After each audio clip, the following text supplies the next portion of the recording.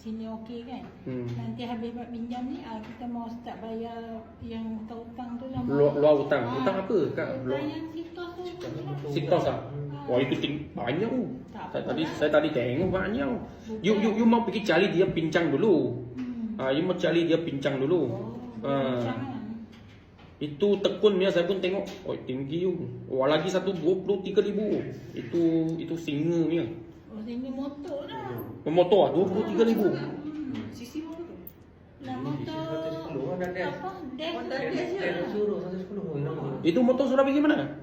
motor bang mana saja. Nah, sudah hilang. Dah hilang. Ayo, ini macam rugi. Tu. Ni tak ada insurans tak boleh claim.